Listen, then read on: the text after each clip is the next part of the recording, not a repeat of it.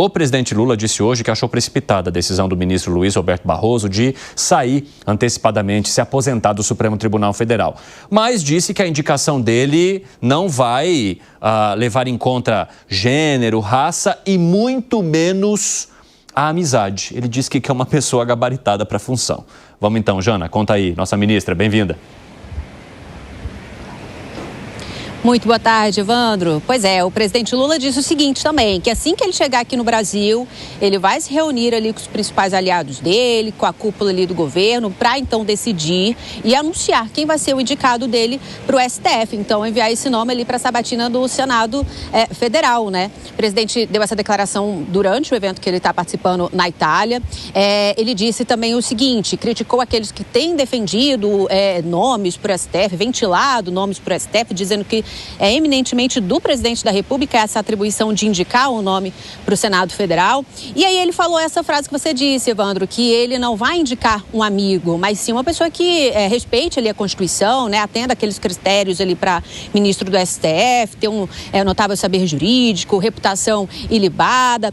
E ele fez essa declaração em meio a toda a especulação que a gente sabe que já existe um nome ali, de fato, não é de hoje, é de muito tempo, de Jorge Messias, de um nome realmente possível assim, para a indicação do presidente da República, uma vaga aqui no STF. Jorge Messias é advogado-geral da União, ele tem a confiança tanto do presidente Lula como do PT também, né? Uma confiança ali, uma lealdade que vem desde os tempos do governo de Dilma Rousseff. A gente separou exatamente esse trecho, Evandro, que o presidente Lula diz que não vai indicar nenhum amigo para a vaga no Supremo. Vamos ouvir. Agora eu vou pensar quem indicar e como indicar.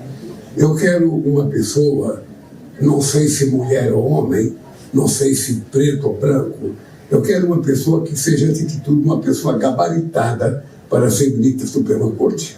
Eu não quero um amigo. Eu quero um ministro da Suprema Corte que terá como função específica cumprir a Constituição brasileira. É essa a qualidade que eu quero. É essa, a única que eu quero é essa. E foi assim com todos os ministros que eu indiquei até agora, as ministras, e vai continuar sendo assim. Pois tem também, né, Evandro, ali nos bastidores se fala também já há um tempo, também não é um nome novo na lista de Lula, além de Jorge Messias, o senador Rodrigo Pacheco. Rodrigo Pacheco, ele tem o apoio do Congresso Nacional, né, a torcida é mais por parte ali do Congresso Nacional, muitos senadores que apoiam, sim, a indicação dele para o STF, destacam ali o trânsito político, o bom trânsito político que Pacheco tem, né, ele é muito respeitado, independente ali de partido, muito respeitado pelo próprio presidente Lula. Ele já confidenciou, sim, ali para aliados no Senado que gostaria de ser um ministro do STF, mas diferente de Jorge Messias, Evandro, o senador Rodrigo Pacheco, ele teria, sim, a perder se ele aceitar um cargo aqui no STF, porque ele deixaria de lado ali as pretensões políticas dele, e há muito tempo que ele vem tentando ali concorrer à vaga do governo de Minas Gerais, que é o segundo maior colégio eleitoral, é um estado ali estratégico para qualquer partido, seria um prejuízo também político para Lula, que tenta ver ali um aliado político dele no comando de Minas Gerais. Só para finalizar, Evandro, o presidente do STF, Davi Alcolumbre, quem tem ali o poder de marcar a sabatina, inclusive, do indicado de Lula, e ele que tem apoiado Pacheco, ele foi questionado hoje por jornalistas sobre o que ele acha ali do nome de Pacheco, as chances que Rodrigo Pacheco teria para ser indicado aqui ao ministro do STF. Ele disse apenas o seguinte: o que eu posso dizer é que Rodrigo Pacheco é um bom amigo. Evandro, é com você. Obrigado pelas informações, Janaína Camelo. Um abraço para você. Bom trabalho. Alan Gani, você acha que é só o gabarito que é levado em conta na hora dessa escolha? Não, claro que não, né? Que bom se fosse assim, Evandro, mas a própria escolha do último ministro do STF, que o Lula fez, o Flávio Dino, né? Claro que é uma pessoa gabaritada, isso não tenho a menor dúvida, mas foi uma escolha evidentemente política.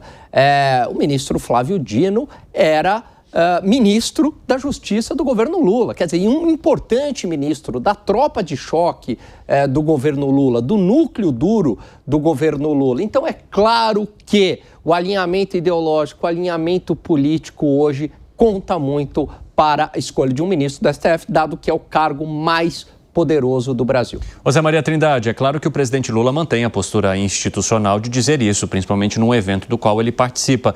Mas você entende que as questões políticas não sejam mais relevantes do que o próprio gabarito nas últimas indicações? Olha, um verdadeiro tratado de política que parece um romance policial do Mário Puzo, o Chefão, né, que originou 3 ou 4 filmes, né, ensina ali o seguinte: só os idiotas podem ter o direito de serem displicentes. É claro, é evidente que um presidente da República não vai colocar no Supremo Tribunal Federal um adversário. É claro que um presidente que indique alguém pensa no futuro. E nem sempre esta é a equação correta. Lembrando que Joaquim Barbosa foi indicado pelo PT, pressionado pelo PT para ser indicado pelo PT, e ele, com a força dele, ele conseguiu romper ali no Supremo um cerco e iniciar o processo Mensalão e segurou até o fim, porque queriam descer o Mensalão para a primeira instância. E houve aquela condenação geral e que quebrou aquele espelho do PT de que estavam acima do bem e do mal e que eram os honestos do Brasil. Tudo isso caiu lá no Mensalão e é que a gente ficou sabendo publicamente como funcionam as instâncias por aqui. Então, assim, a escolha de um ministro do Supremo Tribunal Federal é cercado de política. A gente sempre soube que os tribunais superiores são políticos. O que a gente não sabia é que poderia ser tão explícito assim. Para você ter uma ideia, quando a gente escreve uma matéria, né, e a gente coloca o nome da pessoa, de tão acostumado com o Congresso, já é automático. Eu coloco o nome, abro parêntese para colocar o partido e o Estado. A hora que eu escrevo o nome de um ministro do Supremo, dá vontade de abrir um parêntese e colocar com quem ele é aliado. Quer dizer, isso está errado. O que está errado é esta visão explícita, né? Me disse uma vez uma ministra do Supremo Tribunal Federal de que a gente é ela, né? No primeiro instante, chega lá no Supremo, fica envaidecida, que ela ficou agradecida ao presidente, aos senadores que aprovaram. Aí depois ela vê que ela não pode ser removida, o salário não pode ser reduzido e que ela é ministra vitalícia. Aí ela vai cortando essas amarras. Mas alguns não cortam essas amarras, não sentem o peso da toga e continuam com as ligações políticas. Então, essa é a realidade. O indicado vai para o Senado, se reúne com os 81 senadores de forma secreta, só os 2. O que eles falam? Não sei.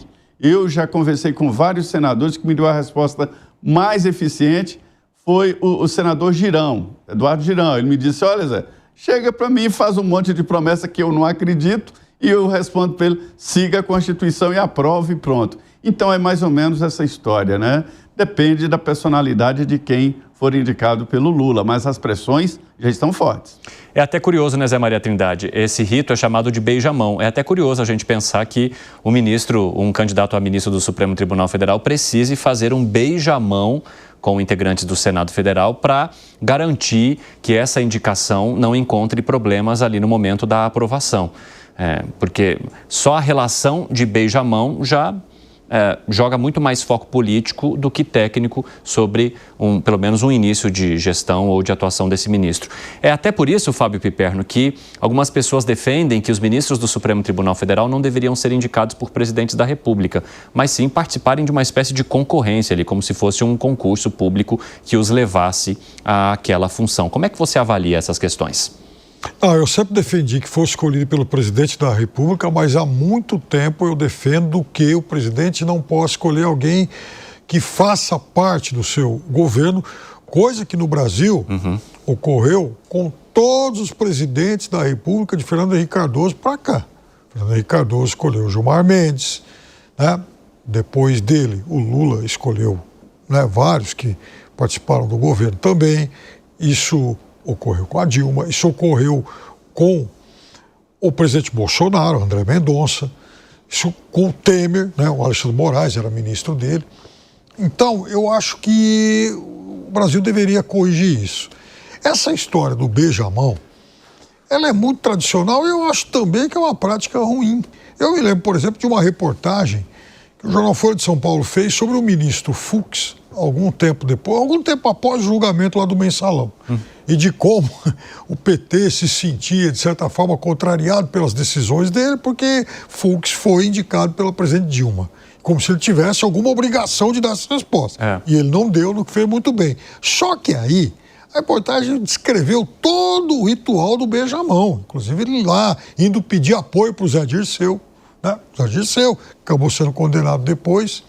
E tempos mais tarde, agora, em 2014, 15, a revista Piauí fez uma bela matéria sobre também o périplo que o ministro Fux fez para defender a escolha da filha, indicação da filha como desembargadora lá no Tribunal do Rio de Janeiro.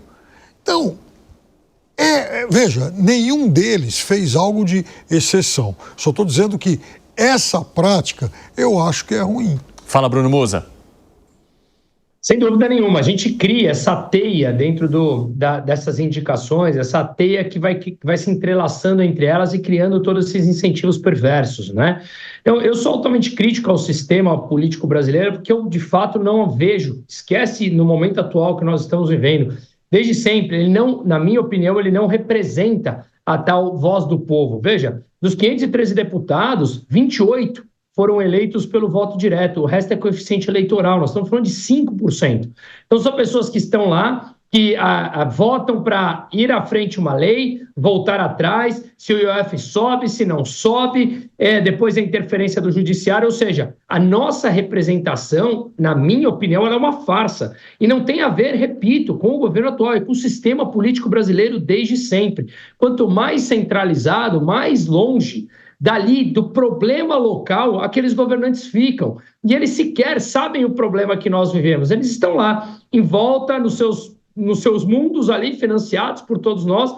Portanto, tudo isso mostra, repito, essa teia que vai se entrelaçando e cada vez mais os políticos estão distantes dos anseios populares como um todo. Mas é óbvio que sempre dirão que a vontade do povo está sendo representada. Hoje em dia a gente vive tempos, talvez, na minha opinião, muito superficiais, onde qualquer coisa é julgada pela capa. Tem um livro que eu gosto muito, de Hans Hermann Hoppe, ele é um filósofo e economista alemão, chama Democracia, o Deus que Falhou. Eu altamente recomendo a leitura dele e vale a pena voltar, na minha opinião, carregado de ensinamento nos clássicos, lá atrás, em Platão. O que ele falava do sistema, como nós vivemos ele hoje? Será que realmente representa a vontade, os anseios populares? Ou cada vez mais nós somos enganados com isso e o que vale mesmo é a vontade deles, que um se indica entre os poderes, dizem que há independência entre eles, quando a independência, na minha opinião, é uma farsa. Se eu te indico e você me indica, e como você falou, deve favores e coligações ali, ora, já está claro que você não tem uma plena independência. Agora, o presidente, o que foi, Piper? Não, eu só queria fazer uma retificação em relação ao que eu disse. A Dilma foi a única exceção. A Dilma, de fato, ela indicou bastante, mas nenhum era assessor direto dela. Enfim, Rosa Weber, Fachin, essa turma. Sobre o fato da pessoa não ser integrante do próprio governo? Sim. Diferentemente do que aconteceu agora nesse governo Lula, do próprio ministro Flávio Dino. Era ministro do governo e depois virou um indicado do presidente Lula para o Supremo Tribunal Federal, assim como aconteceu também com ex-ministros do governo de Jair Bolsonaro. Agora, Langani, para a gente arrematar a nossa conversa, o presidente Lula vai lá e diz que ele vai escolher por gabarito, por mérito e não por amizades. Mas aí, um dos principais, que estão sendo sondados aí, né, por todo mundo que está especulando quem ocuparia a vaga do ministro Luiz Roberto Barroso, é o Jorge Messias. Se acontecer a indicação de Jorge Messias, a gente não está questionando aqui o gabarito dele, mas também há uma relação muito próxima com o presidente Lula, ou seja, já cairia por terra o fato de não ser levado em conta uma possível amizade. Bom, muito próxima, inclusive, foi aquele episódio, né, que marcou o país, né, quando o então juiz à época, o juiz Sérgio Moro, hoje senador da República, autorizou aquele grampo em cima do Lula e justamente pegou uma conversa entre o Lula e a ex-presidente Dilma, que gerou todo um questionamento se a Dilma poderia estar no grampo ou não e ter divulgado, quando ela diz o seguinte: olha, ô Lula, se alguém te abordar no aeroporto, algo assim, você mostra esse documento, quem vai te levar é o Messias, mostrando que você é ministro, para justamente o processo cair no Supremo. Ele seria uma autoridade, então iria para o Supremo e sairia das mãos do juiz Moro, então ele não poderia ser preso. Então isso marcou muito, né? Era alguém ali muito próximo dele. Então é claro que se ele indicar o Bessias, isso vale para o Rodrigo Pacheco, também tudo bem, não fez parte do governo, mas tinha uma relação muito próxima, a suspeição vai ser muito grande. Maior característica, Evandro, que um ministro do Supremo tem que ter hoje, não é a capacidade técnica, não é defender valores A ou B, é defender a Constituição Federal, ponto final.